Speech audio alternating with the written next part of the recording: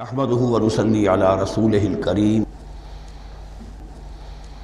اما بعد فاعوذ بالله من الشيطان الرجيم بسم الله الرحمن الرحيم سيقول السفهاء من الناس ما واللهم عن قبلتهم التي كانوا عليها قل لله المشرق والمغرب يهدي من يشاء الى صراط مستقيم صدق الله العظيم۔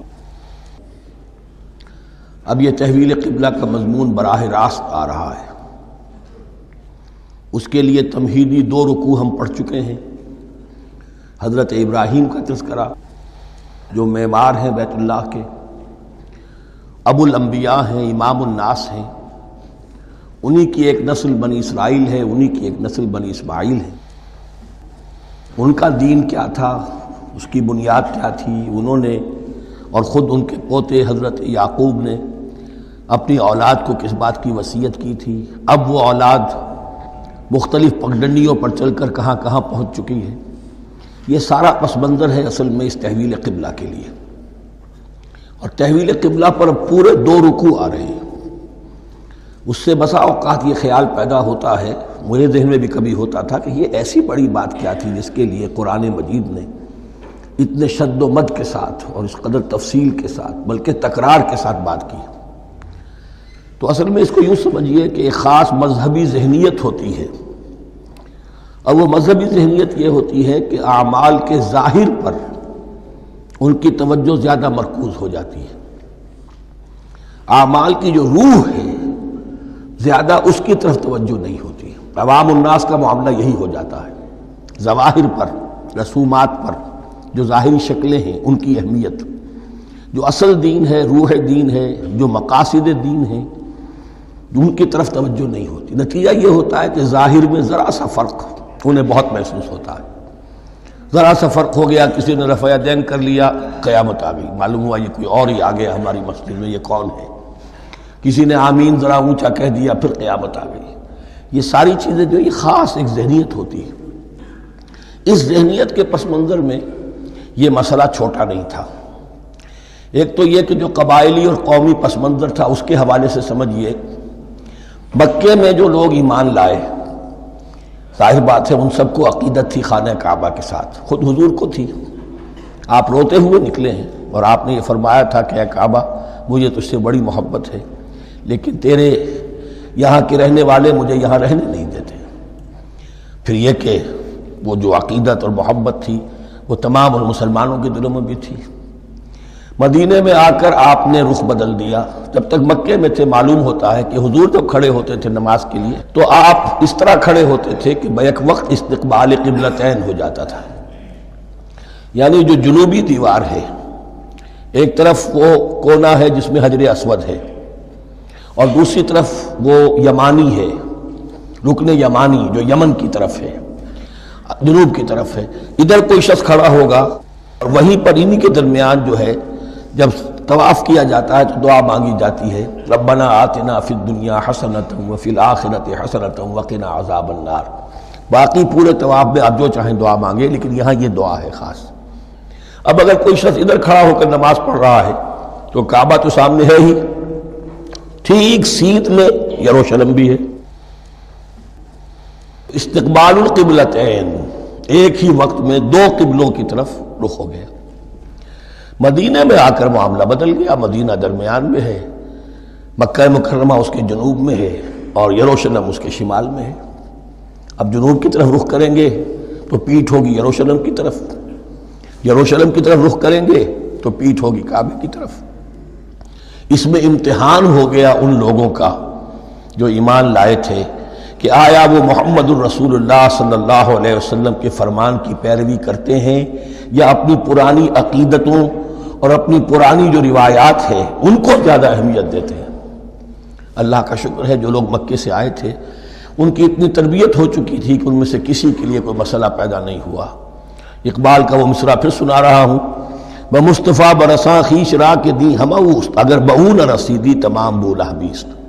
حالانکہ قرآن مجید میں کہیں منقول نہیں ہے کہ اللہ نے حکم دیا تھا، ہو سکتا ہے اللہ نے حضور کو وحی خفی کے ذریعے سے حکم دیا ہو، لیکن وحی جلی میں کہیں نہیں ہے کہ آپ کو حکم دیا گیا ہو کہ اب یروشلم کی طرف رخ کر کے نماز پڑھیے۔ یہ امتحان ہو گیا کہ رسول کا اتباع کتنا کچھ ہے۔ اب جب یہ حکم آیا، اب امتحان ہو گیا جو مدینے میں رہنے والے جو ایمان لائے تھے ان کا، اس لیے کہ یہاں یہودی بھی تھے، بعض ان میں سے ایمان لائے۔ عبداللہ ابن سلام رضی اللہ تعالیٰ عنہ تھے، ان کو علماء میں سے تھے، لیکن جو اور دوسرے لوگ تھے وہ بھی زیر اثر تھے یہود کے علماء کے، ان کے دل میں بھی یروشلم کی عظمت تھی۔ اب جب انہیں رخ کرنا پڑا تو یہ ان کے ایمان کا امتحان ہو گیا۔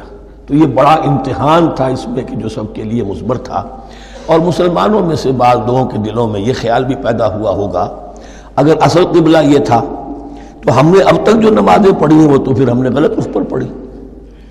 ہماری اتنی سالوں کی، کسی کو ایمان لائے ہوئے 10 برس ہو گئے، ہماری ان نمازوں کا کیا بنے گا؟ وہ نمازیں ضائع ہو گئیں تو نماز تو ایمان کا رکن رکین ہے، تو بڑی تشویش پیدا ہو گئی۔ اس کے ساتھ ہی ایک مسئلہ یہ پیدا ہوا سیاسی اعتبار سے کہ یہود اب تک تو یہ سمجھ رہے تھے کہ حضور نے اور مسلمانوں نے ہمارا قبلہ اختیار کر لیا ہے، تو گویا کہ ہمارے کیمپ فالوورز ہیں، ہمارا تو انہوں نے اتباع کیا ہے، لہذا ہمیں کوئی خاص اندیشہ نہیں ان کی طرف سے۔ لیکن اب جب قبلہ بدل گیا تو ان کے کان کھڑے ہو گئے کہ یہ تو پھر کوئی نئی اب ملت ہے اور نئی امت کی تشکیل ہو رہی ہے، لہذا ان کی طرف سے مخالفت جو تھی اس کے اندر شدت زیادہ پیدا ہو گئی۔ یہ سارے مضامین تھے کہ جو یہاں پر زیر بحث آ رہے ہیں۔ سَيَقُولُ السُّفَهَاءُ مِنَ النَّاسِ، بہت غیر معمولی ہے اس کا آغاز ہی اس آیت کا۔ ان قریب کہیں گے لوگوں میں سے احمق اور بے وقوف لوگ، ما وَاللَّهُ مَنْ قِبْلَتِهِمُ الَّتِي كَانُوا عَلَيْهَا، کس چیز نے پھیر دیا انہیں اس قبلے سے کہ جس پر یہ تھے۔ یعنی یہ 16 مہینے نماز پڑھی ہے بیت المقدس کی طرف رخ کر کے، یروشلم کی طرف، اب کس چیز نے پھیر دیا انہیں؟ قُلْ لِلَّهِ الْمَشْرِقُ وَالْمَغْرِبُ، دیکھیے وہی الفاظ جو 14ویں رکوع میں آئے تھے جو تمہید بن رہے تھے، کہہ دیجئے کہ اللہ ہی کے لیے ہے مشرق اور مغرب۔ گویا کہ شمال اور جنوب، مشرق و مغرب، شمال و جنوب، محاورے میں مشرق و مغرب زیادہ استعمال ہوتا ہے، سب اللہ کے ہیں، اللہ کسی سمت میں محدود نہیں ہے۔ یہدی من یشاء الی صراط مستقیم، وہ جس کو چاہتا ہے سیدھے راستے کی طرف ہدایت دے دیتا ہے۔ وَكَذَلِكَ جَعَلْنَاكُمْ، اب یہ خاص بات کہی جا رہی ہے، اے مسلمانوں تم اس تحویل قبلہ کو معمولی بات نہ سمجھو، یہ علامت ہے اس بات کی کہ اب تمہیں وہ حیثیت حاصل ہو گئی۔ وَكَذَلِكَ جَعَلْنَاكُمْ أُمَّةً وَسَطًا لِتَكُونُوا شُهَدَاءَ عَلَى النَّاسِ وَيَكُونَ الرَّسُولُ عَلَيْكُمْ شَهِيدًا، اب تمہارا فرض منصب یہ ہے کہ رسول نے جس دین کی گواہی تم پر دی ہے اپنے عمل سے، اپنے قول سے، اسی دین کی گواہی تمہیں دینی ہے اپنے قول سے اور اپنے عمل سے پوری نوع انسانی پر۔ اب تم لنک بن گئے ہو۔ اب تک نبوت کا سلسلہ جاری تھا، ایک نبی کی تعلیم ختم ہوئی، بگڑ گئی، تحریف ہو گئی، غائب ہو گئی، دوسرا نبی آ گیا، پھر کچھ تیسرا آ گیا، چلے آ رہے۔ لہذا ہر دور کے اندر اب وہ جو معاملہ تھا تسلسل کے ساتھ چل رہا تھا، اب یہاں نبوت ختم ہو رہی ہے محمد الرسول اللہ صلی اللہ علیہ وسلم پر، تو نوع انسانی تو ختم نہیں ہو رہی، ابھی قیامت تو نہیں آئی ہے۔ اب آگے لوگوں کو تبلیغ کرنا، ان تک دین پہنچانا، ان پر حجت قائم کرنا، ان کا احقاق حق اور ابطال باطل کا فریضہ سر انجام دینا، یہ کون کرے گا؟ تو پہلے تو ہمیشہ اللہ کی طرف سے وہی جبریل لائے اور نبی کے پاس آ گئے، نبی نے لوگوں کو سکھا دیا۔ اب یہ کہ اللہ سے جبریل لائے محمد کے پاس، محمد نے سکھایا تمہیں، اور تمہیں سکھانا ہے پوری نوع انسانی کو، تو تم اب وہ درمیانی لنک ہو۔ وَكَذَلِكَ جَعَلْنَاكُمْ أُمَّةً وَسَطًا لِتَكُونُوا شُهَدَاءَ عَلَى النَّاسِ وَيَكُونَ الرَّسُولُ عَلَيْكُمْ شَهِيدًا، یہ مضمون زیادہ کھلے گا چل کر سورہ حج کی آخری آیات میں۔ اسی طرح سے مراد یہ ہے کہ تحویل قبلہ ایک مظہر ہے اس کا، اس سے اب تم اپنی ذمہ داریوں کا اندازہ کرو، صرف خوشیاں نہ مناؤ، جشن نہ مناؤ، بلکہ یہ کہ یہ ایک بہت بڑی ذمہ داری کا بوجھ ہے جو تم پر آ گیا۔ کبھی ہم نے اپنے بندے محمد کے کاندھوں پر جب یہ بوجھ رکھا تھا تو ان سے بھی کہا تھا صلی اللہ علیہ وسلم، اِنَّا سَنُلْقِي عَلَيْكَ قَوْلًا ثَقِيلًا، اے نبی ہم آپ پر ایک بھاری بات ڈالنے والے ہیں۔ وہی بھاری بات بہت بڑے پیمانے پر اب تمہارے کندھوں پر آ گئی ہے۔ وَكَذَلِكَ جَعَلْنَاكُمْ أُمَّةً وَسَطًا لِتَكُونُوا شُهَدَاءَ عَلَى النَّاسِ وَيَكُونَ الرَّسُولُ عَلَيْكُمْ شَهِيدًا وَمَا جَعَلْنَا الْقِبْلَةَ الَّتِي كُنْتَ عَلَيْهَا، اور ہم نے نہیں قرار دیا تھا اس قبلے کو جس پر کہ اے نبی آپ پہلے تھے۔ یعنی یہ دو طرح کی بات ہو سکتی ہے، وہی خفی سے اللہ نے فرمایا ہو کہ اے محمد اب کچھ عرصے کے لیے یروشلم کی طرف رخ کر کے نماز پڑھو، وہی جلی میں نہیں ہے، اور یہ بھی ہو سکتا ہے یہ حضور کا اجتہاد ہو اور اسے اللہ نے قبول فرما لیا ہو، دونوں باتوں کا امکان موجود ہے۔ حضور کے اجتہاد پر اگر اللہ کی طرف سے نفی نہ آئے تو وہ گویا اللہ کی طرف سے۔ وَمَا جَعَلْنَا الْقِبْلَةَ الَّتِي كُنْتَ عَلَيْهَا إِلَّا لِنَعْلَمَ مَن يَتَّبِعُ الرَّسُولَ وَمِمَّن يَنقَلِبُ عَلَىٰ عَقِبَيْهِ، اور نہیں ٹھہرایا تھا ہم نے اس قبلے کو جس پر کہ آپ رہے ہیں مگر یہ جاننے کے لیے کہ کون ہے، یہ ظاہر کرنے کے لیے کہ کون ہے کہ جو اتباع کرتے ہیں رسول کا صلی اللہ علیہ وسلم، اور وہ کون ہے کہ جو اپنی ایڑیوں کے بل لوٹ جاتے ہیں۔ یعنی مدینے میں آ کر اگر کوئی مکے کا مسلمان کہتا صاحب یہ قبلہ مجھے قبول نہیں ہے، وہ واپس ہو جاتا، ایسا ہوا نہیں۔ اور اب جب مکے کی طرف رخ ہو گیا ہے تو کوئی انصار میں سے، کوئی مدینے میں جو ایمان لائے ان میں سے کسی نے کہا کہ ٹھیک ہے جی ہمارا قبلہ وہ تھا، اب آپ نے اپنا قبلہ بدل دیا، آپ کا راستہ اور ہمارا راستہ اور، نہیں، وہ تمام کے تمام مسلمان ان آزمائشوں میں کامیاب ہوئے۔ وَإِن كَانَتْ لَكَبِيرَةً إِلَّا عَلَى الَّذِينَ هَدَى اللَّهُ، اور واقعہ یہ ہے یقیناً یہ بہت بڑی بات تھی، اس طرح قبلے کے اندر تبدیلی قبول کر لینا آسان بات نہیں ہوتی، بڑا حساس مسئلہ ہوتا ہے، مگر ان کے لیے کہ جن کو اللہ نے ہدایت دی۔ وَمَا كَانَ اللَّهُ لِيُضِيعَ إِيمَانَكُمْ، اور اللہ ہرگز تمہارے ایمان کو ضائع کرنے والا نہیں ہے۔ ایمان سے یہاں مراد نماز جو ہے الصلاۃ عماد الدین، وہ جو تشویش ہو گئی تھی کہ ہماری ان نمازوں کا کیا بنے گا جو ہم نے 16 مہینے پڑھی ہیں بیت المقدس کی طرف رخ کر کے۔ وَمَا كَانَ اللَّهُ لِيُضِيعَ إِيمَانَكُمْ، اس وقت وہ حکم تھا رسول کا، وہ اللہ کے ہاں مقبول ہے، اس وقت یہ حکم ہے جو تمہیں رسول کی معرفت مل رہا ہے، اب تم اس کی پیروی کرو۔ ان اللہ بالناس لرؤوف الرحیم، یقیناً اللہ تعالیٰ تو انسانوں کے حق میں بہت ہی شفیق ہے اور بہت ہی رحیم ہے۔ قد نرى تقلب وجهك في السماء، معلوم ہوتا ہے خود حضور کو انتظار تھا اس فیصلے کا، اور معلوم ہوتا ہے کہ آپ پر بھی شاخ گزر رہا تھا یہ وقفہ کہ جس میں نماز پڑھتے ہوئے پیٹھ ہو رہی تھی بیت اللہ کی طرف، تو آپ بار بار آپ کی نگاہیں آسمان کی طرف اٹھتی تھی کہ کب وحی آئے، کب جبرائیل حکم لے کر آئیں۔ قد نرى تقلب وجهك في السماء، اے نبی ہم نے آپ کے چہرے کا بار بار آسمان کی طرف اٹھنا دیکھ لیا ہے۔ فَلَنُوَلِّيَنَّكَ قِبْلَةً تَرْضَاهَا، اس آیت میں بڑی شفقت، بڑی محبت، بڑی عنایت ہے محمد الرسول اللہ صلی اللہ علیہ وسلم کے لیے اللہ کی طرف سے، تو ہم بدلے دیتے ہیں، پھیرے دیتے ہیں قبلہ جو آپ کو پسند ہے۔ ظاہر بات ہے کہ حضور کو جو محبت تھی اور جو بھی آپ کو ایک رشتہ قلبی تھا بیت اللہ کے ساتھ، فَلَنُوَلِّيَنَّكَ قِبْلَةً تَرْضَاهَا، ہم بدلے دیتے ہیں، بدل دیں گے قبلہ اسی طرف جو آپ کو پسند ہے۔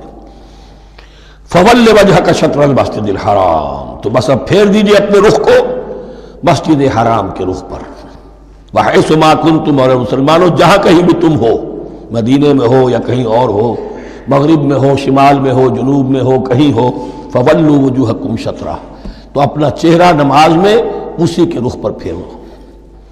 وَإِنَّ الَّذِينَ أُوتُوا الْكِتَابَ لَيَعْلَمُونَ أَنَّهُ الْحَقُّ مِنْ رَبِّهِمْ، اور جن لوگوں کو کتاب دی گئی تھی وہ جانتے ہیں کہ یہ حق ہے ان کے پروردگار کی طرف سے۔ تورات میں بھی یہ مذکور تھا کہ اصل قبلہ ابراہیمی وہی تھا، اس لیے کہ یروشلم تو تعمیر کیا ہے حضرت ابراہیم سے کوئی 1000 سال کے بعد حضرت سلیمان نے۔ یہ جو بھی ہیکل سلیمانی ہے کم سے کم 1000 برس کا فصل ہے حضرت ابراہیم میں حضرت سلیمان میں۔ تو حضرت ابراہیم کا قبلہ کون سا تھا؟ تو وہ بھی مولانا امین احسن اصلاحی صاحب نے اردو میں ترجمہ کیا ہے مولانا حمید الدین فراہی کی کتاب کا، اور وہ بہت اہم ہے اس موضوع کو سمجھنے کے لیے۔ بہت سے مسلمان مفسرین نے بھی اس میں ٹھوکر کھائی ہے۔ ان الذین اوتوا الکتاب لیعلمون انہ الحق من ربہم وما اللہ بغافل عما یعملون، اور اللہ غافل نہیں ہے اس سے کہ جو وہ کر رہے ہیں۔ ولئن اتیت الذین اوتوا الکتاب بکل آیۃ ما تبعوا قبلتک، اے نبی آپ ان اہل کتاب کو اگر تمام دلائل بھی دے دیں گے، تمام نشانیاں بھی دکھا دیں گے، تب بھی یہ آپ کے قبلے کی پیروی نہیں کریں گے۔ وما انت بتابع قبلتہم، اور نہ ہی اب آپ پیروی کرنے والے ہیں ان کے قبلے کی، یہ تو لکم دینکم ولی دین والا معاملہ ہو گیا۔ وما بعضهم بتابع قبلۃ بعض، حد یہ ہے کہ یہ خود جو ہے آپس میں ایک دوسرے کے قبلے کی پیروی نہیں کرتے۔ یعنی نصارہ اور یہود اگرچہ یروشلم سب کا قبلہ ہے، لیکن عین یروشلم میں جا کر جو یہودی ہیں وہ مغربی گوشے کو اس کو اختیار کرتے تھے، مغرب کی طرف رخ کرتے تھے ہیکل سلیمانی میں، اور جو نصارہ ہے وہ مشرق کی طرف، اس لیے کہ حضرت مریم سلام علیہا نے جو اعتکاف کیا تھا مکاناً شرقیہ، وہ جو مکان تھا ان کا جہاں اعتکاف تھا، جہاں فرشتہ ان کے پاس آیا ہے، وہ ہیکل کے کسی شرقی گوشے میں تھا، تو انہوں نے عیسائیوں نے اسی کو اپنا شرقی گوشے کو قبلہ بنا لیا۔ وَلَئِنِ اتَّبَعْتَ أَهْوَاءَهُمْ، اور اے نبی اگر بالفرض آپ نے ان کی خواہشات کی پیروی کی، من بعد ما جاءك من العلم، اس کے بعد کہ آپ کے پاس العلم صحیح علم آ چکا ہے، انک اذا لمن الظالمین، تو آپ بھی پھر ظلم کرنے والوں میں سے ہو جائیں گے، معاذ اللہ۔ الذین آتیناہم الکتاب یعرفونہ کما یعرفون ابناءہم، جن لوگوں کو ہم نے کتاب دی یعنی تورات اور انجیل کے جو صحیح ماننے والے ہیں، یہ نکتہ یہاں نوٹ کر لیجئے، تورات اور انجیل کے ماننے والوں میں سے غلط کاروں کے لیے مجہول کا صیغہ آتا ہے، اوتوا الکتابہ، جنہیں کتاب دی گئی تھی، اور جو ان میں سے ٹھیک تھے صحیح رخ پر تھے ان کے لیے معروف کا صیغہ ہوتا ہے، جنہیں کتاب ہم نے دی تھی۔ یہ انداز جو ہے معروف اور مجہول کا، یہ آپ دیکھیں گے کہ فرق ہوگا، جہاں ان کی کسی غلط بات کا تذکرہ ہوگا الذین اوتوا الکتاب، اور جہاں اچھی بات کا تو وہاں یہ کہ جو آتیناہم الکتاب، الذین آتیناہم الکتاب یعرفونہ کما یعرفون ابناءہم، وہ ایسے ہی پہچانتے ہیں اس کو۔ ہو کی ضمیر قبلے کی طرف بھی ہے، اور ہو کی ضمیر محمد الرسول اللہ کی طرف بھی ہے، ہو کی ضمیر قرآن کی طرف بھی ہے، ایسے پہچانتے ہیں جیسے اپنے بیٹوں کو۔ وَإِنَّ فَرِيقًا مِّنْهُمْ، اور یقیناً ان میں سے ایک گروہ وہ ہے لَيَكْتُمُونَ الْحَقَّ وَهُمْ يَعْلَمُونَ، جو جانتے بوجھتے حق کو چھپاتے ہیں۔ الحق من ربک، یہ حق ہے آپ کے رب کی طرف سے، فلا تکونن من الممترین، تو آپ ہرگز نہ بنے شک کرنے والوں میں۔ یہ حضور سے خطاب ہو رہا ہے، اور حضور کی وساطت سے اصل میں ہر مسلمان سے خطاب ہو رہا ہے، یہ بات ان سے کہی جا رہی ہے کہ اس میں کوئی شک اپنے پاس مت آنے دو، یہ تو حق ہے تمہارے پروردگار کی طرف سے۔ وَلِكُلٍّ وِجْهَةٌ هُوَ مُوَلِّيهَا، ہر ایک کے لیے ہم نے ایک رخ معین کر دیا جس کی طرف کہ وہ رخ کرتا ہے۔ فَاسْتَبِقُوا الْخَيْرَاتِ، تو مسلمانوں تمہارے لیے ایک رخ تو ہم نے معین کر دیا بیت اللہ کا، ایک باطنی رخ کیا ہے؟ نیکیوں میں ایک دوسرے سے آگے بڑھنے کی کوشش کرو۔ ایک ہے ظاہر، نماز کا ظاہر ہے، آپ نے قبلے کی طرف رخ کر لیا ہے، آپ نے وضو کیا ہے، ایک نماز کا باطن ہے، خشوع ہے، خضوع ہے، حضور قلب حاصل ہے، رقت ہے، معلوم ہے کس کے سامنے حاضری ہے۔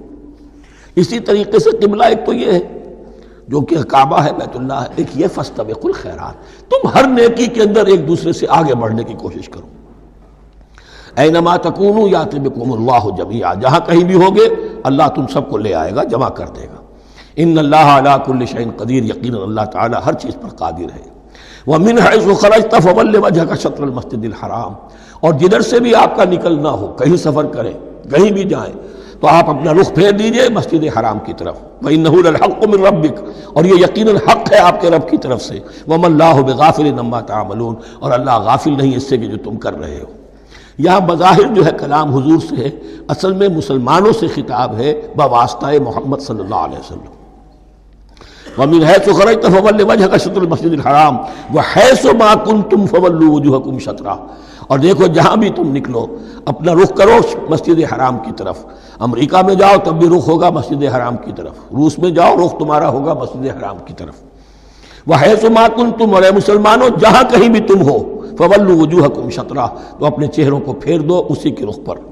لِأَلَّا يَكُونَ لِلنَّاسِ عَلَيْكُمْ حُجَّةٌ، تاکہ نہ رہے لوگوں کے پاس تمہارے خلاف کوئی دلیل۔ اب اس بات کو سمجھ لیجئے کہ چونکہ تورات میں لکھا ہوا تھا کہ نبی آخر الزمان کا قبلہ کعبہ ہوگا، اگر حضور یہ قبلہ اختیار نہ کرتے تو علماء یہود حجت قائم کرتے مسلمانوں پر کہ دیکھو تورات میں تو یہ لکھا ہے اور انہوں نے وہ اختیار نہیں کیا۔ تو یہ گویا کہ ان کے اوپر اتمام حجت بھی ہو رہا ہے اور قطع عذر بھی ہو رہا ہے، ان کی حجت کی جڑ بھی کٹ رہی ہے۔ الا الذین ظلموا منہم، سوائے ان میں سے ان کے جو ظالم ہیں، اعتراض کرنے کے لیے لاکھ انہوں نے پھر بھی ہیلے بہانے بنائی لینے ہیں۔ فلا تخشوہم، تو اے مسلمانوں ان سے نہ ڈرو، واخشونی، مجھ سے ڈرو۔ وَلِأُتِمَّ نِعْمَتِي عَلَيْكُمْ، اور یہ جو تحویل قبلہ ہوئی ہے اور محمد الرسول اللہ صلی اللہ علیہ وسلم کی بعثت کی بنیاد پر ایک نئی امت کو شکل دی جا رہی ہے اور اسے اب امامت الناس سے سرفراز کیا جا رہا ہے، وراثت ابراہیمی اب اسے منتقل ہو گئی ہے۔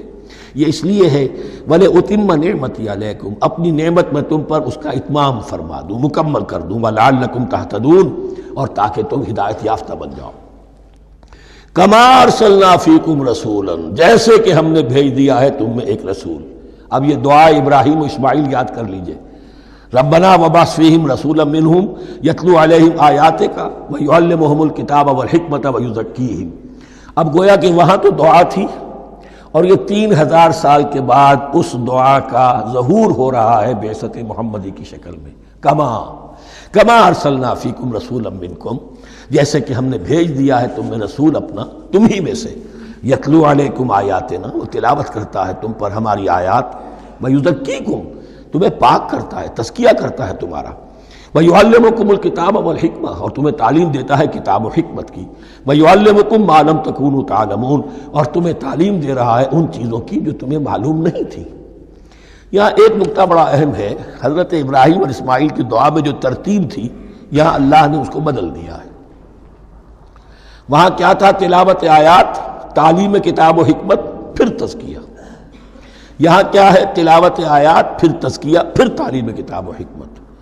اب ظاہر بات ہے کہ حضرت ابراہیم اور حضرت اسماعیل نے جو بات کہی وہ بھی غلط تو نہیں ہو سکتی، لیکن ہم یہ کہہ سکتے ہیں کہ اس کی امپرووڈ فارم یہ ہے جو اللہ تعالیٰ کی طرف سے دی گئی، اس لیے کہ تزکیہ مقدم ہے۔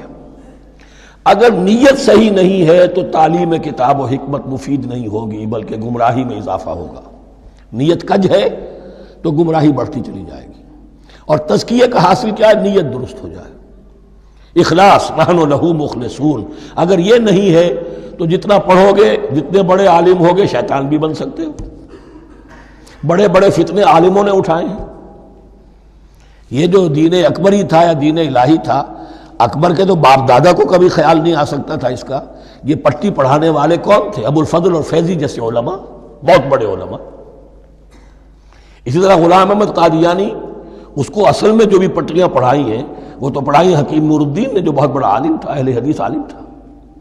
تو در حقیقت بہت بڑا عالم ہوگا، اگر اس کی کج ہو گئی نیت تو اتنا ہی بڑا فتنہ اٹھا دے گا۔ اس پہلو سے تزکیہ مقدم ہے، اور اس کا ثبوت یہ ہے، یہی مضمون سورہ آل عمران میں آیا، یہی مضمون پھر سورہ جمعہ میں آئے گا، وہاں بھی ترتیب یہی ہے۔ تینوں جگہ پر اللہ کی طرف سے ترتیب یہی ہے، یتلو علیکم آیاتنا ویزکیکم، تمہیں ہماری آیات پڑھ کر سنا رہا ہے اور تمہارا تزکیہ کرتا ہے، ویعلمکم الکتاب والحکمہ، اور اس تزکیے کے بعد پھر تعلیم کتاب و حکمت، ویعلمکم ما لم تکونوا تعلمون، اور تمہیں سکھا رہا ہے جو کچھ علم تمہیں حاصل نہیں تھا۔ فاذکرونی اذکرکم، پس مجھے یاد رکھو، میں تمہیں یاد رکھوں گا۔ یہ بہت بڑا میثاق ہے اور بہت بڑا وعدہ ہے، بہت بڑا وعدہ۔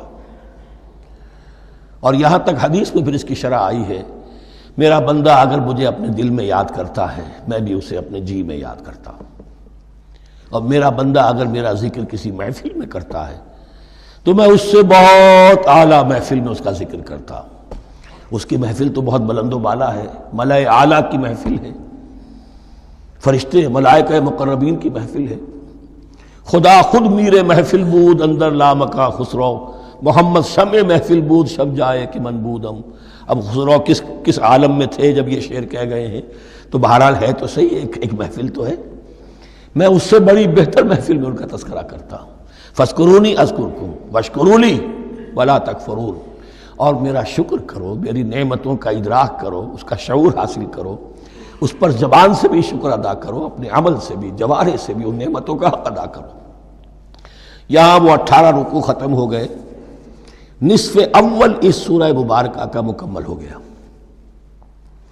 اب آگے سے خطاب ہے، یا ایھا الذین آمنوا، ایک نئی امت آ گئی، چارٹر اس کا آ گیا۔ کیوں بنایا گیا تمہیں؟ لتکونوا شہداء علی الناس ویکون الرسول علیکم شہیدا، تم اب لنک ہو ہمیشہ ہمیش کے لیے محمد اور پوری نوع انسانی کے درمیان۔ اسی لیے وہ حدیث بھی تو ہے جو علماء حق ہوتے ہیں ان کے بارے میں فرمایا، علماء امتی کا انبیاء بنی اسرائیل، میری امت کے علماء کا مقام وہی ہے جو بنی اسرائیل کے علماء کا۔ اس لیے کہ اب نبوت تو ختم ہو گئی محمد پر صلی اللہ علیہ وسلم، لیکن یہ کتاب تو ہے، اس کا پہنچانا تو ہے، اس کو عام تو کرنا ہے، حجت تو قائم کرنی ہے، اور صرف تبلیغ سے نہیں، عمل کر کے دکھانا ہے، وہ نظام قائم کر کے دکھانا ہے جو محمد عربی نے قائم کیا صلی اللہ علیہ وسلم، تب حجت قائم ہوگی۔ اس کے لیے تمہیں قربانیاں دینی ہوں گی، مشکلیں جھیلنی ہوں گی، جان و مال کا نقصان برداشت کرنا ہوگا، آرام سے گھر بیٹھے ٹھنڈے پیٹوں کفر جگہ نہیں چھوڑ دے گا اور حق نہیں آ جائے گا۔ کفر کو ہٹانے کے لیے اور باطل کو ختم کرنے کے لیے اور حق کو قائم کرنے کے لیے تن من دھن تمہیں لگانے ہوں گے۔ اب دیکھیے وہ قول آ رہی ہے، یا ایھا الذین آمنوا استعینوا بالصبر والصلاۃ۔ یہی وہ الفاظ تھے کہ وہ جو 7 آیتیں تھیں جن کو میں نے کہا تھا خطاب میں بنی اسرائیل میں وہ بمنزلہ فاتحہ ہیں، ان میں الفاظ آئے تھے وَاسْتَعِینُوا بِالصَّبْرِ وَالصَّلَاةِ وَإِنَّهَا لَكَبِیرَةٌ إِلَّا عَلَى الْخَاشِعِینَ الَّذِینَ يَظُنُّونَ أَنَّهُم مُّلَاقُو رَبِّهِمْ وَأَنَّهُمْ إِلَیہِ رَاجِعُونَ۔ اب وہی خطاب یہاں ہو رہا ہے، یا ایھا الذین آمنوا استعینوا بالصبر والصلاۃ، میں بیان وہاں کر چکا ہوں، ان اللہ مع الصابرین، جان لو کہ اللہ صبر کرنے والوں کے ساتھ ہے۔ اس بیعت سے کیا مراد ہے؟ ایک بات تو متفق علیہ ہے، اللہ کی مدد، اللہ کی تائید، اللہ کی نصرت ان کے شامل حال ہے۔ باقی یہ کہ اللہ تعالیٰ جہاں کہیں بھی ہم ہیں ہمارے ساتھ ہے، کس طرح ہے یہ ہم نہیں جانتے، لیکن یہ فرمایا اس نے کہ میں تو تمہاری دگے جان سے بھی زیادہ قریب ہوں۔ وَلَا تَقُولُوا لِمَنْ يُقْتَلُ فِي سَبِيلِ اللَّهِ أَمْوَاتٌ، اب پہلے ہی قدم پر قتل کی بات آ گئی۔ شرط اول قدم ہی نست کہ مجنون باشی، پہلا قدم یہ ہے جانے دینے کے لیے تیار ہو جاؤ۔ وَلَا تَقُولُوا لِمَنْ يُقْتَلُ فِي سَبِيلِ اللَّهِ أَمْوَاتٌ، مت کہو ان کو کہ جو اللہ کی راہ میں قتل ہو جائیں مردہ، وہ مردہ نہیں ہے، بل احیاء، وہ زندہ ہے، وَلَٰكِن لَا تَشْعُرُونَ، لیکن تمہیں اس کا شعور نہیں ہے۔ شہداء جو اللہ کی راہ میں قتل ہو جائیں ان کے لیے یوم آخر تک کا انتظار نہیں ہے، ان کو براہ راست جنت میں داخلہ ملتا ہے۔ قیل ادخل الجنہ قال یا لیت قومی یعلمون بما غفر لی ربی وجعلنی من المکرمین، وہاں تاخیر نہیں ہے، لہذا وہ تو زندہ ہیں۔ یہی مضمون پھر آئے گا سورہ آل عمران میں اور زیادہ نکھر کر، وَلَنَبْلُوَنَّكُمْ بِشَيْءٍ مِّنَ الْخَوْفِ وَالْجُوعِ۔ اب یہ ہے کہ پہلے سے دکھا دیا، اللہ تعالیٰ دھوکہ نہیں دینا چاہتا۔ دیکھ لو جس راہ میں قدم رکھا ہے اب آزمائشیں آئیں گی، تکلیفیں آئیں گی، رشتہ دار ناراض ہوں گے، بیوی شوہر سے لڑے گی، شوہر بیوی سے لڑے گا، اولاد والدین سے جدا ہوگی، یہ سب کچھ ہوگا، فساد ہوگا، فتور ہوگا، تصادم ہوگا، جان و مال کا نقصان ہوگا۔ وَلَنَبْلُوَنَّكُمْ، ہم لازماً آزمائیں گے تمہیں بِشَيْءٍ مِّنَ الْخَوْفِ، خوف کی کیفیت سے، وَالْجُوعِ، بھوک، فاقے، کیسے کیسے فاقے آئے ہیں، کیا ہوا ہے غزوہ احزاب میں، کیا ہوا ہے جو اس سے بعد جو جیش العسرہ ہے، تبوک کی جنگ ہے، وَنَقْصٍ مِّنَ الْأَمْوَالِ وَالْأَنفُسِ وَالثَّمَرَاتِ، اور نقصانات ہوں گے مالی بھی جانی بھی، اور ثمرات۔ اب ثمرات یہاں دو معنی دے رہا ہے، چونکہ مدینے والوں کی جو تھی اصل جو ان کی معیشت تھی وہ زرعی تھی، پھل، خاص طور پر کھجور، یہ ان کی پیداوار تھی، جسے آج کل آپ کہتے ہیں کیش کراپ جو ہے ان کی، وہ یہ تھی۔ اب ایسا بھی ہوگا کہ فصل تیار کھڑی ہے، اگر اسے اتارا نہ کھجور سے تو ضائع ہو جائے گی، اور ادھر سے تبوک کا حکم آ گیا نکلو اللہ کی راہ، یہ ساری فصل ضائع ہو جائے گی۔ امتحان ہو گیا کہ نہیں؟ اور اس کے علاوہ ایک اور ہے اس کا مفہوم، انسان کچھ بہت محنت کرتا ہے، جد و جہد کرتا ہے، کیریئر بناتا ہے، اپنا ایک مقام بنا لیتا ہے اس کیریئر میں، اس پروفیشن میں، اس راستے پر آتا ہے تو کچھ اور ہی شکل اختیار کرنی پڑتی ہے۔ وہ تجارت کے زمانے میں جو محنت کی تھی، وہ کیریئر کو اب جمانے میں جو محنت کی تھی، وہ سارا کا سارا معاملہ جو ہے وہ کھو کر پھر اس وادی میں آنا پڑتا ہے۔ وَلَنَبْلُوَنَّكُمْ، یہ بھی ثمرات ہیں نا، محنت کے ثمرات۔ وَلَنَبْلُوَنَّكُمْ بِشَيْءٍ مِّنَ الْخَوْفِ وَالْجُوعِ وَنَقْصٍ مِّنَ الْأَمْوَالِ وَالْأَنفُسِ وَالثَّمَرَاتِ وَبَشِّرِ الصَّابِرِينَ، اور اے نبی بشارت دیجئے صابروں کو، صبر کرنے والوں کو۔ یہ کون ہے؟ الذین اذا اصابتہم مصیبۃ، وہ لوگ کہ جن کو جب بھی کوئی مصیبت آئے قالوا انا للہ وانا الیہ راجعون، وہ کہتے ہیں ہم اللہ ہی کے تو ہیں، اللہ ہی کی طرف ہمیں لوٹ جانا ہے، کل بھی جانا تھا، آج چلے جائیں، حاضر ہیں، جتنی جلدی بلا لیں۔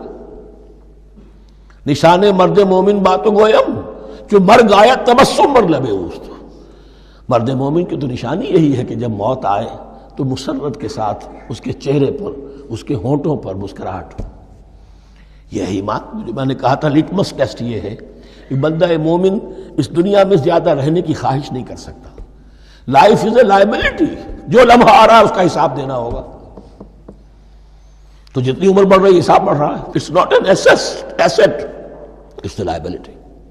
اور الدنیا سجن المومن و جنت الکافر، یہ تو مومن کے لیے ایک قید خانہ ہے، ہاں کافروں کی جنت ہے. وَبَشِّرِ الصَّابِرِينَ الَّذِينَ إِذَا أَصَابَتْهُمْ مُصِيبَةٌ قَالُوا إِنَّا لِلَّهِ وَإِنَّا إِلَيْهِ رَاجِعُونَ أُولَٰئِكَ عَلَيْهِمْ صَلَوَاتٌ مِّن رَّبِّهِمْ وَرَحْمَةٌ. یہ ہیں وہ لوگ کہ جن پر ہر وقت اللہ کی عنایتوں کا نزول ہوتا رہتا ہے اور رحمت کی بارش ہوتی رہتی ہے. وَأُولَٰئِكَ هُمُ الْمُهْتَدُونَ، اور یہی لوگ ہیں ہدایت یافتہ جنہوں نے واقعتاً ہدایت کو اختیار کیا ہے. اور جو ایسے مرحلے پر ٹھٹک کر کھڑے رہ جائیں، پیچھے رہ جائیں، پیچھے بیٹھ جائیں، پیٹھ موڑ لیں، وہ گویا کہ ختم ہوا ان کا معاملہ. اب چونکہ اس معاملے میں بحث ہو گئی تھی خانہ کعبہ کی بھی، پھر اسی میں مقام ابراہیم کی بات آ گئی تھی، تو کچھ ذہنوں میں سوال پیدا ہوا کہ یہ جو حج کے مناسک میں صفا اور مروہ جو ہے یہ بھی تو آخر اسی کا تو ان کی کیا حقیقت ہے، کوئی حقیقت ہے یا نہیں. فرمایا ان الصفا والمروہ من شعائر اللہ، یہ بھی اللہ کے شاعر میں سے ہے. شاعر کسے کہتے ہیں؟ وہ چیز جو شعور بخشے. تو وہ چیزیں کہ جن کے ساتھ اولو العزم پیغمبروں یا اولو العزم انسانوں، اولو العزم اولیاء اللہ کے کچھ حالات و واقعات کا کوئی ذہنی سلسلہ قائم ہوتا ہو، وہ گویا کہ شعور دلانے والے ہوتے ہیں، یاد دلانے والے ہوتے ہیں، اللہ تعالیٰ کی طرف ذہن کو لے جانے والے ہوتے ہیں. اس اعتبار سے شاعر. ان الصفا والمروہ من شعائر اللہ فمن حج البیت او اعتمر فلا جناح علیہ ان یطوف بہما. تو جو کوئی بھی ہمارے گھر کا حج کرے، بیت اللہ کا حج کرے یا عمرہ کرے، اعتمر، فلا جناح علیہ، تو کوئی حرج نہیں ہے اس پر، ان یطوف بہما، کہ ان دونوں کا بھی طواف کرے. وہ جو 7 چکر لگائے جاتے ہیں، ان الصفا والمروہ. ومن تطوع خیرا، جو شخص جان بوجھ کر بھلا کام کرتا ہے، فإن اللہ شاکر علیم، تو جان لو اللہ بڑا قدردان ہے. اب شکر انسان کرتا ہے تو اس کے معنی کیا ہوں گے؟ احسان مند ہونا. وہی شکر اللہ کرتا ہے شکور، اس کے کیا معنی ہوں گے؟ قدردانی. میرے بندے نے یہ کام کیا، میرے بندے نے میرے لیے یہ محنت کی، یہ قربانی دی. ان اللہ شاکر علیم، اور جانتا ہے، چاہے کسی اور کو پتہ نہ چلے اسے تو معلوم ہے. اگر تم نے اللہ کی رضا جوئی کے لیے کسی کو کوئی مالی مدد دی ہے اس حال میں کہ جو کچھ داہنے ہاتھ نے دیا ہے بائیں کو بھی خبر نہیں ہونے دی، کجا یہ کہ کسی اور انسان کے سامنے اس کا تذکرہ ہو، تو اب یہ جو ہے اللہ کے تو علم میں ہے. اگر تو اللہ سے اجر و ثواب چاہتے ہو تو اس کا ڈنڈورا پیٹنے کی کوئی ضرورت نہیں. اور اگر تم نے لوگوں کو دکھانے کے لیے کیا تھا تو وہ تو شرک ہو گیا، لائبلٹی ہو گئی. ان الذین یکتمون ما انزلنا من البینات. اب یہاں پھر کچھ آخری یوں سمجھیے کہ یہ اب جس کو کہتے ہیں موپنگ اپ آپریشن، بات مضمون تو پورا ختم ہو گیا لیکن کچھ نہیں صحیح چیزیں ابھی ہیں سابقہ امت مسلمہ کے بارے میں کہنے کی، وہ مزید ایڈ کی جا رہی ہیں. ان الذین یکتمون ما انزلنا من البینات والہدی من بعد ما بیناہ للناس فی الکتاب اولئک یلعنهم اللہ یلعنهم اللاعنون. یقیناً وہ لوگ جو چھپاتے ہیں اس شے کو جو ہم نے نازل کی ہے بینات میں سے اور ہدایت میں سے، اس کے بعد کہ ہم نے ان کو واضح کر دیا ہے لوگوں کے لیے کتاب میں، وہ لوگ ہیں کہ جن پر لعنت کرتا ہے اللہ، اور لعنت کرتے ہیں تمام لعنت کرنے والے. یعنی علم ایک بہت بڑی جو ہے امانت ہے، اس علم کا چھپانا. کتمان حق ہم آیت پڑھ آئے ہیں، وَمَنْ أَظْلَمُ مِمَّنْ يَكْتُمُ شَهَادَةً عِندَهُ مِنَ اللَّهِ. اگر اللہ کی طرف سے کوئی گواہی کسی کے پاس ہے وہ اسے چھپا لے تو اس سے بڑا ظالم کون ہوگا. اب انہی کی وضاحت ہو رہی ہے، کیسی کیسی کھلی شہادتیں تورات اور انجیل میں تھیں اور ان کو یہ چھپائے پھر رہے. ان الذین یکتمون ما انزلنا من البینات والہدی من بعد ما بیناہ للناس فی الکتاب اولئک یلعنهم اللہ یلعنهم اللاعنون الا الذین تابوا واصلحوا وبینوا. سوائے ان کے کہ جو توبہ کریں، رجوع کریں اور اپنی اصلاح کر لیں اور اب واضح کریں وہ شے کہ جو انہوں نے چھپائی ہوئی تھی اسے ظاہر کریں. فَأُولَٰئِکَ أَتُوبُ عَلَیْہِمْ، تو ان کی توبہ میں قبول کروں گا اور ان کی طرف میں نگاہ التفات میں اپنی پھر ان کی طرف متوجہ کر دوں گا۔ وَأَنَا التَّوَّابُ الرَّحِيمُ، اور میں تو ہوں ہی توبہ کا قبول کرنے والا اور رحم فرمانے والا۔ إِنَّ الَّذِينَ كَفَرُوا وَمَاتُوا وَهُمْ كُفَّارٌ، یقیناً جن لوگوں نے کفر کیا اور وہ مرے اسی حال میں کہ کفر پر قائم تھے، اولئک علیہم لعنۃ اللہ والملائکۃ والناس اجمعین، ان پر تو لعنت ہے اللہ کی بھی اور فرشتوں کی بھی اور تمام انسانوں کی بھی، خالدین فیہا، اس لعنت کی کیفیت میں وہ اب ہمیشہ رہیں گے، لا یخفف عنہم العذاب، نہ ان پر سے عذاب کے اندر کوئی کمی کی جائے گی، ولا ہم ینظرون، نہ انہیں کوئی مہلت ملے گی کہ عذاب کا تسلسل ذرا سی دیر کے لیے وقفہ ہو جائے، سانس لینے کی مہلت مل جائے، ولا ہم ینظرون۔ وَإِلَٰهُكُمْ إِلَٰهٌ وَاحِدٌ، سن لو تمہارا الہ اور معبود ایک ہی الہ ہے، لا الہ الا هو الرحمن الرحیم، اس کے سوا کوئی الہ نہیں ہے اور وہ رحمان ہے اور رحیم ہے۔ اب جو آیت آ رہی ہے اس کے پڑھنے سے پہلے ایک بات سمجھ لیجئے کہ یہ جو اب 22 رکوعوں کا مضمون ہم پڑھ رہے ہیں، مجھے یہ بات آج شروع میں واضح کرنی چاہیے تھی، اس میں ترتیب کیا ہے۔ میں پہلے عرض کر چکا ہوں کہ پہلے 18 رکوعوں کی تقسیم ورٹیکل کی ہے ہم نے، 18 کو 4 رکوع ادھر، 10 درمیان میں، پھر 4 ادھر۔ یہاں اب چلے گی ہاریزونٹل تقسیم، افقی تقسیم، اور اس کی بھی شکل کیا ہے کہ 4 مضامین ہیں کہ جو تانے بانے کے ساتھ بنے ہوئے ہیں، یا 4 لڑیاں ہیں مضمون کی کہ جن کو بٹ کر رسی بنا دیا گیا۔ وہ 4 مضامین کیا ہیں؟ مسلمانوں سے خطاب میں ان کے لیے عبادات اور احکام اور شرائع، یہ واجب ہے، یہ کرنا ہے، یہ حلال ہے، یہ حرام ہے، نماز فرض ہے، روزہ فرض ہے، وغیرہ وغیرہ۔ اور 2 لڑیاں جہاد، جہاد بالمال، جہاد بالنفس۔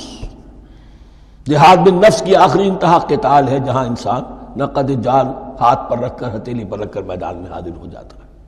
جو جنگ میں گیا اس نے اپنے آپ کو موت کے لیے پیش کر دیا، بچ کر آ جائے تو بونس ہے۔ اس اعتبار سے یہ 4 جڑیں۔ شریعت کو 2 حصوں میں تقسیم کیجئے، عبادات اور پھر بقیہ احکام شریعت، معاملات، جن میں خاص طور پر شوہر اور بیوی کا تعلق جو ہے وہ سب سے اہم ہے۔ لہذا اس صورت میں آپ دیکھیں گے تفصیلی احکام آئیں گے آئلی قوانین کے ضمن میں۔ دوسری طرف جہاد بالمال یعنی انفاق، اللہ کی راہ میں خرچ کرنا، اور جہاد بالنفس جس کی آخری منزل قتال۔ اب یہ 4 لڑیاں اس طرح سے ہیں، فرض کیجئے ایک لال لڑی ہے، ایک پیلی ہے، ایک نیلی ہے، ایک ہری ہے، ان کو بٹ دیا گیا ہے۔ جب ایک طرف سے دیکھیں گے تو کٹا پھٹا نظر آئے گا، رنگ لال نظر آیا، پھر پیلا نظر آیا، پھر نیلا نظر آیا، پھر ہرا، پھر لال، پھر نیلا، پھر پیلا، پھر ہرا۔ تو ایسا معلوم ہوگا جیسے کٹے پھٹے ہیں مضامین۔ لڑیاں کھول دیجئے، معلوم ہوگا ایک لڑی وہ بھی بڑی مسلسل ہے، جہاد بالمال کی، ایک لڑی ہے جہاد بالنفس یعنی قتال کی، ایک لڑی ہے جو عبادات کی، ایک لڑی ہے معاملات کی اور شریعت کے احکام کی۔ یہ 4 لڑیاں، اور یہ تانے بانے کی طرح بنی ہوئی ہیں، لیکن اسی بنتی میں بہت بڑے حسین پھول موجود ہیں۔ طویل آیات اور طویل آیات، عظیم ترین آیات قرآن مجید کی، ان میں سے اب ایک آیت یہاں آ رہی ہے۔ اس کو میں نے عنوان دیا ہے آیت الآیات۔ ان فی خلق السماوات والارض واختلاف اللیل والنہار والفلک التی تجری فی البحر بما ينفع الناس وما انزل اللہ من السماء من ماء فاحیا به الارض بعد موتها وبث فیہا من کل دابۃ وتصریف الریاح والسحاب المسخر بین السماء والارض لآیات لقوم یعقلون۔ اتنے فینومینا آف نیچر کسی ایک آیت میں جمع نہیں ہے قرآن۔ اللہ تعالیٰ تمام فینومینا آف نیچر کو اپنی آیتیں قرار دیتا ہے۔ آسمان اور زمین کی تخلیق، رات اور دن کا الٹ پھیر مختلف جگہوں پر، اور یہ جو ستارے ہیں اور یہ جو بھی نباتات ہیں زمین کی، ان میں سے آیتیں ہی آیت۔ لیکن ان آیت الآیات کو جس طرح یہاں ایک آیت میں سمویا ہے، یہ حکمت کا ایک بہت بڑا پھول ہے، بہت بڑا پھول جو ان 4 لڑیوں کی بنتی کے اندر آ گیا ہے۔ یقیناً آسمان اور زمین کی تخلیق میں اور رات اور دن کے الٹ پھیر میں اور اس جہاز میں یا کشتی میں جو چلتی ہیں سمندر میں یا دریاؤں میں، وہ سامان لے کر جو لوگوں کو نفع دیتا ہے، بما ينفع الناس وما انزل اللہ من السماء من ماء، اور اس پانی میں کہ جو اللہ نے اتارا ہے آسمان سے، فاحیا به الارض بعد موتها، اور پھر اس سے وہ زندہ کر دیتا ہے زمین کو اس کے مردہ ہو جانے کے بعد۔ بے آب و گیا زمین پڑی تھی، بارش ہوئی ہے، اسی میں سے روئیدگی آ گئی ہے۔ وَبَثَّ فِيهَا مِن كُلِّ دَابَّةٍ، اور یہ تمام حیوانات اور چرند اور پرند جو اس کے اندر پھیلا دیے گئے ہیں۔ وَتَصْرِيفِ الرِّيَاحِ، اور یہ ہواؤں کا چلنا جو ہے، کبھی پروا چل رہی ہے، کبھی پچھمی چل رہی ہے، کبھی مشرق سے آ رہی ہے، کبھی مغرب سے آ رہی ہے، تصریف الریاح ہے۔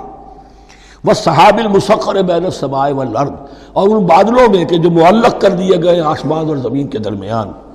لَآيَاتٍ لِقَوْمٍ يَعْقِلُونَ، ان سب میں آیات ہیں، نشانیاں ہیں ان لوگوں کے لیے جو عقل سے کام لیں۔ ان کو دیکھو اور ان کے خالق کو، مدبر کو پہچانو۔ آیات ہے، اور ان کے آیات کے پہچاننے کا جو عملی نتیجہ نکلنا چاہیے، اور جس کو عام طور پر لوگ نہیں پہنچ پاتے جس تک، اب اگلی آیت میں اس کا تذکرہ ہے۔ نتیجہ تو نکلنا یہ چاہیے کہ پھر محبوب اللہ ہی ہو، شکر اسی کا ہو، اطاعت اسی کی ہو، عبادت اسی کی ہو۔ جب سورج میں کچھ نہیں، یہ تو اللہ نے اس کو بنایا ہے، یہ حرارت جو ہے اللہ نے دی ہے، چاند میں کچھ نہیں، ہوائیں چلانے والا کوئی وہی تو ہے۔ تو اب کسی شے کے لیے کوئی شکر نہیں، کسی شے کے لیے کوئی عبادت نہیں، کوئی ڈنڈوت نہیں، کوئی سجدہ نہیں، بلکہ صرف اللہ کے لیے، اور وہی مطلوب و مقصود بن جائے، وہی محبوب ہو۔ لا محبوب الا اللہ، لا مقصود الا اللہ، لا مطلوب الا اللہ۔ جن لوگوں کی یہاں تک رسائی نہیں ہو جاتی، وہ لوگ کسی اور شے کو اپنا محبوب و مطلوب بنا کر اس کی پرستی شروع کر دیتے ہیں۔ خدا تک نہیں پہنچے، اپنے نفسی کو معبود بنا لیا، جو یہ کہے کر رہے، معبود تو ہو گیا۔ ارأیت من اتخذ الہہ ہواہ، اپنے قوم کو معبود بنا لیا، قوم کی برتری کے لیے اور قوم کی سربلندی کے لیے جانے بھی دے رہے، وطن کو معبود بنا لیا۔ اس حقیقت کو علامہ اقبال نے سمجھا ہے، اس دور کا سب سے بڑا بت وطن ہے۔ اس دور میں میں اور ہے، جام اور ہے، جم اور، ساقی نے بنا کی روش لطف و ستم اور، تہذیب کے آزر نے ترشوائے صنم اور، مسلم نے بھی تعمیر کیا اپنا حرم اور، ان تازہ خداؤں میں بڑا سب سے وطن ہے، جو پیرہن اس کا ہے وہ مذہب کا کفن ہے۔ نیشنلزم، ٹیریٹوریل، وطنی قومیت، وطن کی جے، یہ معبود بنائے بیٹھے۔ تو اب یہاں سنیے، وَمِنَ النَّاسِ، اور لوگوں میں سے کچھ ایسے بھی ہیں، مَن يَتَّخِذُ مِن دُونِ اللَّهِ أَندَادًا، جو اللہ کو چھوڑ کر کچھ اور چیزوں کو اس کا مد مقابل بنا دیتے ہیں۔ وطن کو بنا لیا، قوم کو بنا لیا، ہیومنزم، انسانیت، نوع انسانی، ہم اس کے خدمتگار ہیں، ہم اس کی بہتری کے لیے کام کر رہے ہیں، یہ بھی ایک معبود بن گیا۔ اور سب سے گھٹیا انسان وہ ہے کہ اپنے ہی حسن کا دیوانہ بنا پھرتا ہوں، اپنا ہی نفس ہے، اسی کے گر چکر لگا رہا ہے، وہی حریم ہے اس کا، وہی حرم ہے اس کا، اور وہ طواف کر رہا ہے اپنے نفس کا، تو وہ بھی تو اس کا ایک معبود ہے۔ لوگوں میں سے وہ بھی ہیں کہ جو اللہ کو چھوڑ کر کسی اور چیز کو اس کا مد مقابل بنا دیتے ہیں۔ یحبونہم کحب اللہ، اور ان سے محبت کرنے لگتے ہیں جیسی کہ اللہ سے کرنی چاہیے۔ یہ فلسفہ ہے اصل میں، ہندی میں سے آدرش کہتے ہیں، عربی میں نصب العین، انگلش میں آئیڈیل۔ ہر باشعور انسان کسی شے کو اپنا آئیڈیل بناتا ہے اور اس سے پھر محبت کرتا ہے، اس کے لیے جیتا ہے، اس کے لیے مرتا ہے، قربانیاں دیتا ہے، اثار کرتا ہے، قوم کے لیے قربانی، وطن کے لیے قربانی، فلاح کے لیے قربانی، خود اپنی ذات کے لیے قربانی۔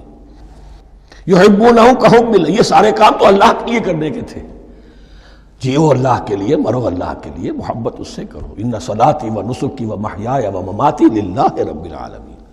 تم نے اپنی یہ ساری نسبتیں کسی اور شے کے ساتھ وابستہ کر دی، تم نے اللہ کا مد مقابل تراش لیا۔ می تراشت فکر ما ہر دم خدا بندے دیگر، رست از یک بند تا افتاد در بندے دیگر۔ انسان معبود تراشتا رہتا ہے اپنے ذہن سے، اور ان کے لیے محبت کرتا ہے، جانے دیتا ہے، قربانیاں دیتا ہے۔ وَمِنَ النَّاسِ مَن يَتَّخِذُ مِن دُونِ اللَّهِ أَندَادًا يُحِبُّونَهُمْ كَحُبِّ اللَّهِ، یہ مضمون بھی سورہ حج میں زیادہ واضح ہوگا۔ وَالَّذِينَ آمَنُوا أَشَدُّ حُبًّا لِلَّهِ، پھر یہ لٹمس ٹیسٹ کا لفظ میری زبان پر آ رہا ہے، اور جو لوگ واقعتاً صاحب ایمان ہوتے ہیں ان کی شدید ترین محبت ہوتی ہے اللہ کے ساتھ۔ اگر یہ نہیں ہے، اگر یہ نہیں تو بابا پھر سب کہانیاں ہیں۔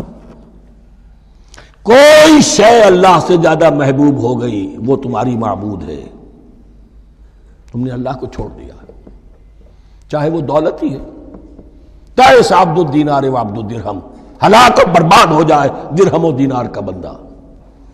نام عبد الرحمن ہے، حقیقت میں عبد الدینار ہے۔ دینار آنا چاہیے، حرام سے آئے، حلال سے آئے، جائز سے آئے، ناجائز سے آئے، تو معبود اللہ نہیں ہے، معبود دینار ہے۔ ہندو نے یہ کیا کہ لکشمی دیوی کی ایک مورتی بنا کر پوجنا شروع کر دیا، یہ لکشمی دیوی اگر ذرا مہربان ہو جائے گی دولت آ جائے گی۔ ہم نے کہا ہٹاؤ اس درمیان کے لنک کو، سیدھے ہی دولت کو کیوں نہ پوجو، پیٹرو ڈالر کو پوجو، ڈالر کو پوجو، ترک وطن کرو، ماں باپ کو چھوڑو یہاں سے سکتا ہوا کہ مر رہے ہیں اور کوئی ان کا بیٹا ان کی بیٹی ان کے پاس نہیں، کس لیے؟ ڈالر۔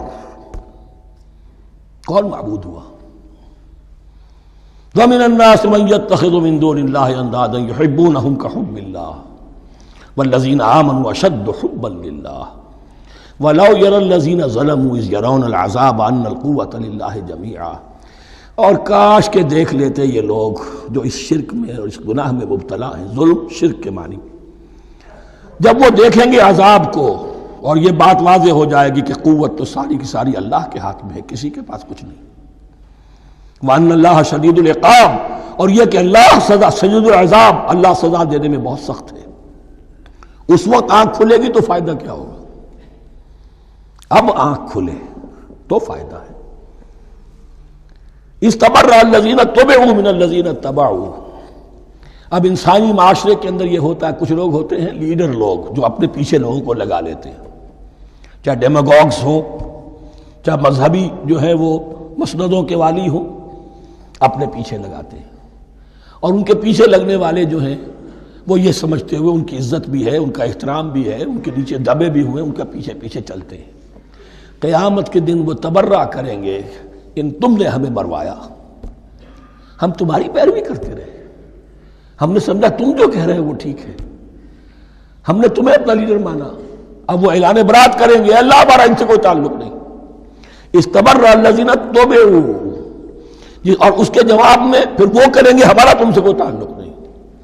اس روز کے جن لوگوں کا اتباع کیا گیا تھا دنیا میں، لیڈر لوگ، وہ ان لوگوں سے جنہوں نے پیروی کی تھی ان سے تبرہ کریں گے۔ وَرَأَوُا الْعَذَابَ وَتَقَطَّعَتْ بِهِمُ الْأَسْبَابُ، اور وہ دیکھ لیں گے عذاب کو، نگاہوں کے سامنے جہنم آ جائے گی اور تمام رشتے منقطع ہو جائیں گے۔ یوم یفر المرء من اخیہ وامہ وابیہ وصاحبتہ وبنیہ لکل امرئ منہم یومئذ شأن یغنیہ یود المجرم لا یفتدی من عذاب یومئذ ببنیہ وصاحبتہ واخیہ وفصیلتہ التی تؤویہ ومن فی الارض جمیعا ثم ینجیہ۔ ہر انسان چاہے گا میرے باپ کو، بیٹے کو، بھائی کو، ماں کو، بیوی کو، اولاد کو، تمام انسانوں کو چھوڑ دو جہنم میں، خدا کے لیے کسی طرح مجھے بچا لو۔ تقطعت بہم الاسباب، سارے رشتے منقطع ہو جائیں گے، جن رشتوں کی وجہ سے حرام کو حلال اور حلال کو حرام کر رہے ہو، جن کی دلجوئی کے لیے حرام کی کمائی کرتے ہو، جن کی دلجوئی کے لیے دین کے راستے سے آگے نہیں بڑھ رہے ہو، دین کے راستے میں بیوی ناراض نہ ہو جائے، گھر والے ناراض نہ ہو جائیں، بتقطعت بہم الاسباب، یہ سارے رشتے یہیں تک کے لیے ختم ہو جائیں۔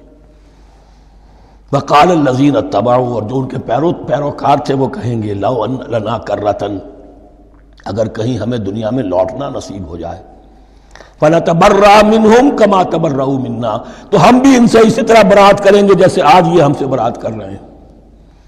کذالک یریہم اللہ اعمالہم حسرات علیہم، اس طرح اللہ ان کو دکھائے گا ان کے اعمال حسرتیں بن جائیں گے، کاش کہ ہم نے سمجھا ہوتا، کاش کہ ہم نے ان کی پیروی نہ کی ہوتی، کاش کہ ہم نے ان کو اپنا لیڈر اور اپنا ہادی اور رہنما نہ مانا ہوتا۔ وما ہم بخارجین من النار، لیکن وہ اب آگ سے نکلنے والے نہیں ہوں گے۔ یا ایھا الناس کلوا مما فی الارض حلالا طیبا ولا تتبعوا خطوات الشیطان انہ لکم عدو مبین۔ اے لوگو، زمین میں جو کچھ حلال اور طیب ہے، حلال ہے اور پاک ہے، صاف ستھری چیز اور حلال چیز، وہ کھاؤ، اور شیطان کے نقش قدم کی پیروی نہ کرو۔ انہ لکم عدو مبین، یقیناً وہ تمہارے لیے کھلا دشمن ہے۔ یہ بحث اصل میں کھلے گی سورہ انعام میں جا کر۔ وہاں عرب میں یہ رواج تھا، بتوں کے نام پر کوئی جانور چھوڑ دیتے تھے، جیسے ہندوؤں میں بھی تھی رواج، ہم نے تو بچپن میں دیکھا ہے، کوئی سانڈ چھوڑ دیا، کسی کے کان جو ہے وہ چیر دیے، یہ فلاں بت کے لیے ہے، فلاں دیوی کے لیے ہے۔ اب اسے کوئی کچھ نہیں کہہ سکتا تھا، وہ جہاں چاہیں وہ منہ ماریں جا کر ان کا، اور پھر ان کا ظاہر بات ہے ان کا گوشت کیسے کھایا جا سکتا تھا۔ تو عرب میں بھی یہ رواج تھے، اور ابھی تک اس کے کچھ نہ کچھ ریزیڈول ایفیکٹس تھے۔ آباء و اجداد کی جو رسمیں چلی آ رہی ہوں وہ آسانی سے جو ہے وہ چھوٹتی نہیں ہے، کچھ نہ کچھ اثرات رہتے ہیں، جیسے آج تک ہمارے ہاں ہندوانہ اثرات موجود ہیں۔ تو ایسے لوگوں سے کہا جا رہا ہے کہ یہ تمام حرمتیں جو تمہارے ان لوگوں نے، مشرکین نے بنا لی تھی، یہ جانور حرام، یہ جانور حرام ہو گیا، اسے فلاں کے نام پر نامزد کیا ہے، اس اونٹ کی جو ہے اتنی اونٹنیوں کے ساتھ جفتی ہو چکی ہے، اب بس اس کو خالی کر دو، چھوڑ دو، نہ اس کے اوپر سواری کی جائے گی اور نہ اس کا گوشت کھایا جائے گا۔ یہ کوئی نہیں ہے، جو چیز حلال ہے اصلاً اور طیب ہے کھاؤ۔ انما یامرکم بالسوء والفحشاء، یقیناً شیطان تمہیں حکم دیتا ہے بدی کا اور بے حیائی کا، وان تقولوا علی اللہ ما لا تعلمون، اور اس کا کہ تم کہو اللہ کی طرف نسبت کر کے جو تم جانتے نہیں ہو کہ اللہ نے حرام کیا۔ بھائی تمہیں کہاں معلوم؟ کوئی دلیل لاؤ، کسی کتاب میں دکھاؤ کہ اللہ نے یہ چیز حرام کر دی۔ وَإِذَا قِيلَ لَهُمُ اتَّبِعُوا مَا أَنزَلَ اللَّهُ قَالُوا بَلْ نَتَّبِعُ مَا أَلْفَيْنَا عَلَيْهِ آبَاءَنَا، اور جب ان سے کہا جاتا ہے اتباع کرو اس کی جو اللہ نے نازل کیا ہے، قالوا، وہ کہتے ہیں بل نتبع ما الفینا علیہ آباءنا، ہم تو پیروی کریں گے اس کی جس پر ہم نے پایا اپنے آباء و اجداد کو۔ اب لو کان آباؤہم لا یعقلون شیئا ولا یہتدون، کیا وہ اپنے آباء و اجداد ہی کی پیروی کرتے رہیں گے، خواہ ان کے آباء و اجداد نہ کسی بات کو سمجھ پائے ہوں، نہ ہدایت یافتہ ہوئے۔ میں نے عرض کر دیا تھا کہ سورہ بقرہ میں جہاں دعوت تیسرے رکوع کی پہلی آیت شروع ہوئی، یا ایھا الناس اعبدوا ربکم الذی خلقکم والذین من قبلکم لعلکم تعقلون، وہ بھی تو مخلوق تھے جیسے تم مخلوق ہو، تم سے خطا ہو سکتی ہے، ان سے بھی ہوئی، تم غلطی کر سکتے ہو، انہوں نے بھی کی۔ وَمَثَلُ الَّذِينَ كَفَرُوا كَمَثَلِ الَّذِي يَنِقُ بِمَا لَا يَسْمَعُ إِلَّا دُعَاءً وَنِدَاءً۔ یہاں ذرا تمثیل کے اندر ایک پیچیدگی ہے کہ بظاہر ترجمہ تو یہ ہوگا کہ مثال ان لوگوں کی جنہوں نے کفر کیا اس شخص کی سی ہے جو پکار رہا ہے ایسی چیز کو جو نہ سنتا ہے نہ سمجھتا ہے۔ ہاں یہ پتہ چلتا ہے کہ کچھ پکار رہا ہے، جانور ہوتے ہیں انہیں اور کیا سمجھ میں آتا ہے۔ تو یہاں پہ اصل میں تمثیل میں مراد یہ ہے کہ حضور صلی اللہ علیہ وسلم اور مسلمان ان لوگوں کو جو سمجھانے کی کوشش کر رہے ہیں ان میں سے کچھ ایسے بھی ہیں کہ جو کچھ نہیں سمجھتے۔ دعا اور ندا تو ہے، صم بکم عمی فہم لا یعقلون، لیکن وہ بہرے بھی ہیں، گونگے بھی ہیں، اندھے بھی ہیں، وہ عقل سے کام نہیں لیتے۔ یا ایھا الذین آمنوا کلوا من طیبات ما رزقناکم، اے اہل ایمان کھاؤ ان تمام پاکیزہ چیزوں میں سے جو ہم نے تمہیں دی ہیں، واشکروا للہ، اللہ کا شکر ادا کرو، ان کنتم ایاہ تعبدون، اگر تم واقعتاً اسی کی عبادت کرنے والے ہو۔ جیسا کہ میں نے عرض کیا سورہ الانعام میں یہ ساری چیزیں آئیں گی اور تفصیل سے۔ انما حرم علیکم المیتۃ والدم ولحم الخنزیر وما اہل بہ لغیر اللہ، بنیادی طور پر اللہ تعالیٰ نے وہ کھانے کے جو اہل عرب میں اس وقت رائج تھے ان میں سے 4 چیزوں کی حرمت کا اعلان کیا ہے بار بار، مکی صورتوں میں بار بار ہوا ہے اور یہاں پھر یہ مدنی صورت کے اندر گویا کہ آخری بار۔ انما حرم علیکم المیتۃ، اللہ نے تم پر حرام کیا مردار کو، جو اپنی آپ موت مر گیا، ذبح نہیں کیا گیا، والدم، اور خون حرام ہے، نجس ہے۔ اسی لیے جو ذبح کرنے کا ہمارا طریقہ ہے وہ یہ ہے کہ صرف گردن کو کاٹا جائے تاکہ اس میں شریانے وغیرہ کٹ جائے اور اکثر جو ہے خون جسم کا نکل جائے۔ اگر جھٹکا کیا جائے جیسے سکھ کرتے تھے، ایک ہی تلوار کے وار سے گردن اڑا دی بکری کی، یا یہ کہ جیسے کہ یورپ وغیرہ میں ہوتا ہے، تو پھر وہ خون اندر رہ جاتا ہے جسم کے، اس کے اندر پھر وہ اینٹھن نہیں ہوتی اس حیوان کے جسم میں کہ جس سے خون جو ہے وہ باہر چلا جائے. تو وہ لحم الخنزیر، اور تیسری چیز ہے خنزیر کا گوشت، اور چوتھی چیز وما اہل بہ لغیر اللہ، اور وہ کہ جس پر پکارا گیا ہو کسی کا نام اللہ کے سوا. اب اس میں ایک چیز تو یہ ہے کہ جسی شے کو ذبح کرتے ہوئے کسی بت کا، کسی دیوی کا، کسی دیوتا کا تذکرہ کیا، وہ تو حرام مطلق ہو ہی گیا، اس کا گوشت کھانا حرام مطلق ہے. لیکن اسی کے تابع یہ ہوگا کسی بزرگ کا قرب حاصل کرنے کے لیے اس کے مزار پر لے جا کر وہاں ذبح کیا جا رہا ہے. پوچھیں گے تو ہم تو اللہ کے لیے ذبح کر رہے ہیں، تو اللہ کے لیے تو اپنے گھر میں بھی کر سکتے تھے ذبح، یہاں کیوں لائے ہو؟ اس کو تم نے کسی اعتبار سے اس صاحب قبر کا جو ہے اس کا تقرب حاصل کرنے کا ذریعہ بنایا. یہ چیزیں بھی اسی کے تابع ہو جائیں گی. اللہ کے لیے کرنا تو ہر جگہ کر سکتے ہو. ہم تو صرف ایصال ثواب کے لیے کر رہے ہیں، تو اپنے گھر میں بیٹھ کر کرو گے تو کیا ایصال ثواب نہیں ہو جائے گا؟ ٹھیک ہے اللہ، ہم یہ خرچ کر رہے ہیں، ہم نے یہ جانور ذبح کیا ہے تیرے لیے، اس کا ثواب جو ہے فلاں کو پہنچا دے. یہ ہے 4 چیزیں بنیادی طور پر. فمن اضطر غیر باغ ولا عاد، ان میں بھی ایک رعایت ہے. اگر کوئی مضطر ہو گیا ہے، مجبور ہو گیا ہے، جان نکل رہی ہے اور کوئی شے کھانے کو نہیں، لیکن 2 شرطیں پوری ہو، غیر باغ ولا عاد، وہ اس حرام کی طرف رغبت نہ رکھتا ہو، اور نہ جو ناگزیر حد ہے جان بچانے کی اس سے آگے بڑھے. صرف جان بچانے کے لیے مردار کا گوشت بھی کھا سکتا ہے، سور کا گوشت بھی کھا سکتا ہے، جو بھی چاہے جان بچانے کے لیے یہ رک سکتے ہیں، لیکن اس شے کی طرف کوئی رغبت اور میلان طبیعت میں نہ ہو. یہ اللہ تو جانتا ہے. اگر تو معاملہ اس سے ہے تو اس سے تو چھپی ہوئی بات نہیں ہے، اور جتنا ناگزیر ہے جان بچانے کے لیے اس سے آگے نہ بڑھے. فلا اسم علیہ، ان 2 شرطوں کے ساتھ جان بچانے کے لیے حرام چیز بھی کھائی جا سکتی ہے. ان اللہ غفور الرحیم، یقیناً اللہ غفور الرحیم ہے. ان الذین یکتمون ما انزل اللہ من الکتاب ویشترون بہ ثمنا قلیلا، یقیناً وہ لوگ جو چھپاتے ہیں اس کو جو اللہ نے نازل کیا ہے کتاب میں سے اور فروخت کرتے ہیں انہیں بہت حقیر سی قیمت پر، اولئک ما یاکلون فی بطونہم الا النار، یہ لوگ نہیں بھر رہے اپنے پیٹوں میں مگر آگ. ولا یکلمہم اللہ یوم القیامہ، اللہ ان سے کلام نہیں کرے گا قیامت کے دن. ولا یزکیہم، نہ انہیں پاک کرے گا. ولہم عذاب علیم، ان کے لیے دردناک عذاب ہے. اولئک الذین اشتروا الضلالۃ بالہدی، یہ ہیں وہ لوگ کہ جنہوں نے ہدایت دے کر ضلالت خرید لی ہے. والعذاب بالمغفرہ، اور مغفرت اللہ کی اپنے ہاتھ سے دے کر عذاب خرید لیا ہے.